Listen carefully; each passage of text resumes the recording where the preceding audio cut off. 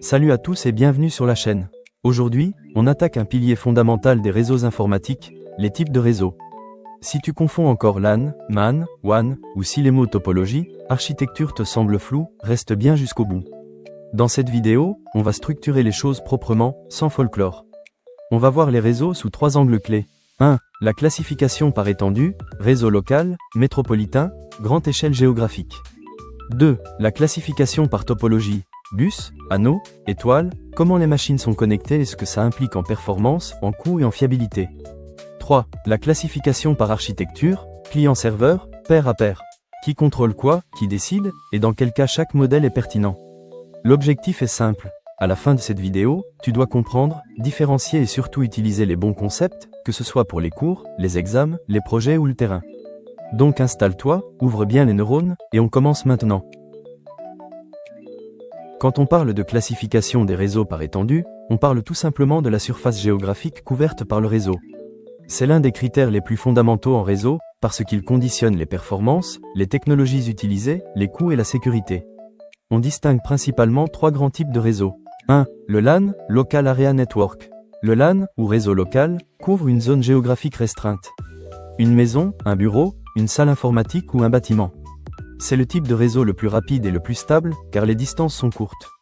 On y trouve généralement des ordinateurs, des imprimantes, des serveurs, des switches et parfois des routeurs. Les technologies les plus utilisées sont Ethernet et Wi-Fi. Son objectif principal est de partager des ressources rapidement et efficacement à l'intérieur d'un même site. Les réseaux LAN offrent des débits élevés, allant de 100 Mbps à 10 Gbps ou plus pour les réseaux modernes. Cette vitesse élevée est possible grâce à la courte distance entre les appareils. Le MAN, ou Metropolitan Area Network, est un réseau métropolitain conçu pour interconnecter plusieurs réseaux locaux à l'échelle d'une ville ou d'une agglomération. Il se situe entre le LAN et le WAN, aussi bien en termes de portée que de complexité. En termes d'étendue, un MAN couvre généralement de quelques kilomètres jusqu'à environ 50 km. Il relie des bâtiments ou des sites géographiquement séparés mais appartenant à une même organisation, comme les campus universitaires, les agences bancaires ou les infrastructures municipales. Du point de vue des débits, un MAN fonctionne sur des liaisons haut débit. Les vitesses courantes vont de 100 Mbps à 10 Gbps, voire plus sur des infrastructures modernes en fibre optique. Ces débits permettent de supporter simultanément la voix, la vidéo et les applications métiers critiques. Les équipements utilisés sont des équipements professionnels. On retrouve principalement des routeurs de cœur de réseau capables de gérer le routage intersite, des switches de distribution à haut débit, ainsi que des pare-feux pour le contrôle et la sécurisation du trafic. Ces équipements sont conçus pour fonctionner en continu, avec redondance et haute disponibilité. Concernant les moyens de connexion, la fibre optique est le support principal dans un MAN, grâce à sa faible atténuation et sa grande capacité. Selon les contraintes, on peut également utiliser des liaisons louées chez les opérateurs, des faisceaux hertziens point à point ou des liens radio professionnels. Sur le plan logique, un MAN s'appuie sur des mécanismes avancés comme le routage dynamique, la qualité de service pour prioriser les flux sensibles, les VLAN pour la segmentation et les VPN pour la sécurisation des échanges intersites.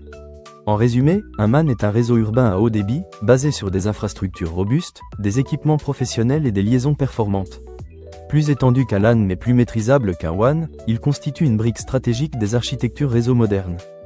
Le WAN, ou Wide Area Network, est un réseau étendu conçu pour interconnecter des réseaux situés sur de très grandes distances. Il représente le niveau le plus large de la classification par étendue et permet la communication à l'échelle d'un pays, d'un continent, voire du monde entier. En termes de portée géographique, un WAN couvre des distances allant de plusieurs centaines de kilomètres à plusieurs milliers de kilomètres. Il relie des villes, des régions, des pays et des continents. L'exemple le plus représentatif de WAN est Internet, qui interconnecte des millions de réseaux à l'échelle mondiale. Du point de vue des débits, un WAN fonctionne sur des capacités très variables selon l'infrastructure utilisée. Les débits peuvent aller de quelques mégabits par seconde pour certaines liaisons longue distance, jusqu'à plusieurs dizaines ou centaines de gigabits par seconde sur les dorsales Internet modernes. Les backbones des grands opérateurs fonctionnent aujourd'hui couramment à 100 gigas par seconde et au-delà jusqu'à 2 Tera par seconde. Les infrastructures du WAN sont lourdes et critiques. Elles reposent principalement sur des fibres optiques longue distance, des câbles sous-marins intercontinentaux, des réseaux de transport des opérateurs télécoms et, dans certains cas, des liaisons satellitaires pour les zones isolées. Les équipements utilisés dans un WAN sont des équipements de très haut niveau. On y trouve des routeurs de cœur de réseau capables de traiter des volumes massifs de trafic, des systèmes de routage redondants, ainsi que des équipements de sécurité avancés pour filtrer, chiffrer et contrôler les flux à grande échelle. Sur le plan logique, le WAN s'appuie sur des protocoles et mécanismes complexes. Le routage est majoritairement dynamique et distribué, la qualité de service est essentielle pour prioriser les flux critiques, et le chiffrement est souvent indispensable pour sécuriser les communications entre sites distants. Le WAN introduit également des contraintes fortes en matière de latence. Plus les distances augmentent, plus le temps de propagation des données est élevé, ce qui impacte les performances des applications en temps réel. En résumé, un WAN est un réseau mondial ou interrégional, basé sur des infrastructures lourdes, des débits très élevés, mais aussi une forte complexité technique. Il est indispensable pour connecter des réseaux éloignés, mais il exige une gestion rigoureuse, une sécurité renforcée et une supervision permanente. Cependant, lorsqu'on parle de classification des réseaux par étendue, il ne faut pas oublier un type de réseau souvent sous-estimé, mais pourtant omniprésent, le PAN. Le PAN, ou Personal Area Network, est un réseau personnel. Il couvre une très petite zone géographique, généralement de quelques centimètres à une dizaine de mètres autour d'un individu. Le PAN est conçu pour interconnecter des équipements personnels. On parle ici de smartphones, ordinateurs portables, montres connectées, écouteurs sans fil, clavier, souris, capteurs ou objets connectés. En termes de portée, un PAN fonctionne typiquement entre 1 et 10 mètres. Dans certains cas spécifiques, cette portée peut atteindre une trentaine de mètres, mais toujours à l'échelle individuelle. Du point de vue des débits, les performances dépendent de la technologie utilisée.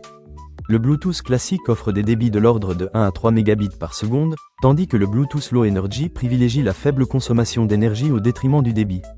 D'autres technologies comme l'USB ou certaines liaisons sans fil à courte portée permettent des débits plus élevés, pouvant atteindre plusieurs centaines de mégabits par seconde. Les infrastructures d'un PAN sont légères. Il n'y a pas de cœur de réseau ni d'équipement lourd. Le réseau repose directement sur les interfaces intégrées aux appareils, sans besoin d'opérateurs ni d'infrastructures externes. Sur le plan des usages, le PAN est optimisé pour la simplicité, la mobilité et la faible consommation énergétique. Il permet la synchronisation de données, le contrôle de périphériques et la communication directe entre équipements personnels. En résumé, le PAN est un réseau de très courte portée, à faible puissance, centré sur l'utilisateur. Même s'il est limité en distance et en capacité, il joue un rôle essentiel dans l'écosystème numérique moderne. Le point clé à retenir est simple, le PAN est la première couche réseau autour de l'individu.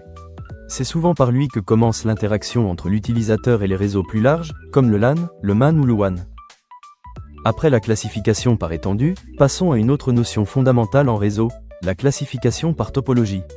La topologie décrit la manière dont les équipements d'un réseau sont organisés et interconnectés physiquement ou logiquement. Ce choix a un impact direct sur les performances, la fiabilité, le coût et la maintenance du réseau. On distingue principalement 5 grandes topologies, l'étoile, le bus, l'anneau, la topologie maillée et la topologie hiérarchique. Commençons par la topologie en étoile. Dans une topologie en étoile, tous les équipements sont connectés à un point central, généralement un switch ou un hub. Chaque machine dispose de son propre lien vers cet équipement central. Les avantages sont clairs. La gestion est simple, les performances sont bonnes et une panne sur un câble ou un poste n'affecte pas le reste du réseau. C'est aujourd'hui la topologie la plus utilisée dans les réseaux locaux modernes. En revanche, le point faible est le point central. Si le switch ou le routeur central tombe en panne, tout le réseau devient indisponible. Les composants matériels associés sont principalement des switches Ethernet, des routeurs, des câbles RJ45 ou de la fibre optique. Passons maintenant à la topologie en bus. Dans une topologie en bus, tous les équipements partagent un même support de communication, appelé BU. Les données circulent sur ce support et chaque machine écoute le trafic. L'avantage principal est son faible coût et sa simplicité de mise en place. Cependant, les inconvénients sont nombreux. Les collisions sont fréquentes, les performances chutent rapidement quand le nombre de machines augmente et une coupure du bus peut arrêter tout le réseau. Cette topologie est aujourd'hui largement obsolète.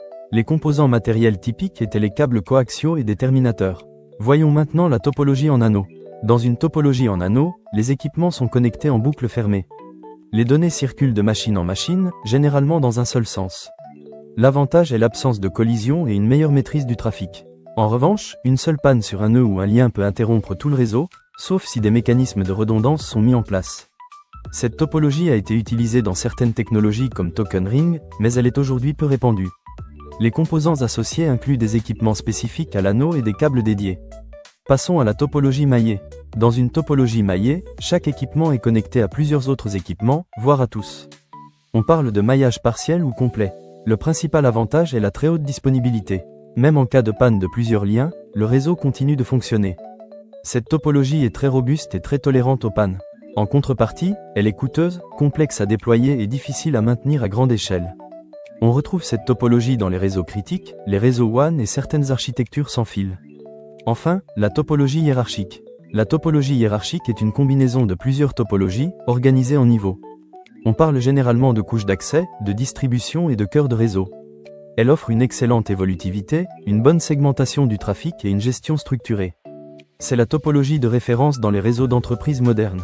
Son principal inconvénient réside dans la complexité de conception et la dépendance aux équipements de cœur de réseau.